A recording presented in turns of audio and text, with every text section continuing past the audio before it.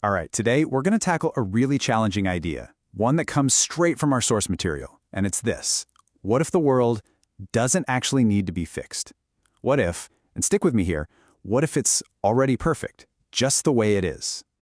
Okay, so let's just dive right in with a question that I think gets to the core of this whole thing. I mean, we all feel it, right? That impulse to improve stuff, to solve problems, to make the world a better place. But what if that impulse, that drive, is actually based on a huge misunderstanding? Yeah. Our source material has a name for this constant need to fix everything. It calls it the illusion of a better world. So the question is our impulse to fix things maybe misguided? I mean, we all feel it. It's this deep-seated urge to improve, to correct, to perfect the world around us. And let's be real, this is a universal human thing. It's where some of our greatest achievements come from, our most noble intentions. But what if it's pointing us in completely the wrong direction? This is where things get really interesting. The source material takes this noble impulse and just flips it on its head. It suggests that all our attempts to force our idea of a better world onto reality, well, that they're not just wrong, they're born from a fundamental illusion about what we're even doing here.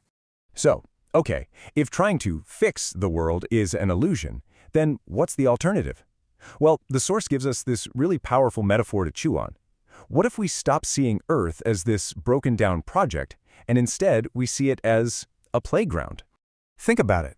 The Earth isn't some project that needs to be fixed. It's a playground, a place for billions of us to gather wisdom through experience. Its purpose isn't to be flawless. Its purpose is to be the perfect arena for us to learn, to mess up, to experience, and ultimately to gather wisdom. And when you start thinking that way, it just changes everything, doesn't it? Suddenly, all those challenges we face, they're not problems. They're just essential parts of the game.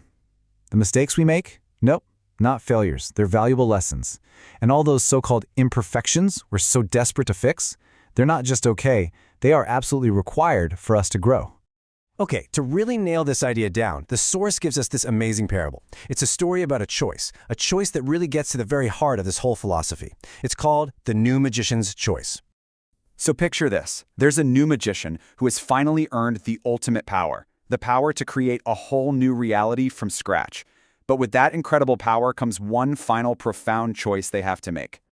And here are the two choices on the table.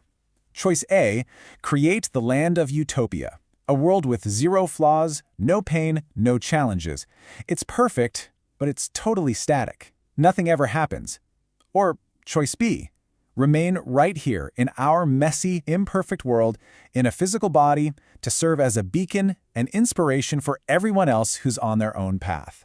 And what does the magician choose? The source says the magician chooses to remain, understanding that to be an inspiration is a greater service than to create a flawless world. Wow, they realize the greatest service isn't to cancel the game for everyone else, but to be a light for the other players in the game.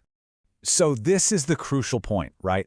The magician's choice. It totally redefines something we think we all understand, compassion. It forces us to rethink what it actually means to help. Because in this way of thinking, true compassion isn't about jumping in and fixing someone else's problems. It's not about taking away their challenges. It's a profound acceptance of their journey. It's understanding that they have a perfect place in this game, struggles and all. So what does that look like? Well, it means he doesn't try to fix. It accepts the path of others, because it honors their need for their own lessons. It's not really an action at all. It's more of a state of being, a state of just profound understanding. Okay, so this all builds to one last big idea, one that turns this whole philosophy right back at you, the viewer. What is your role in the game? Are you a player, or are you an architect?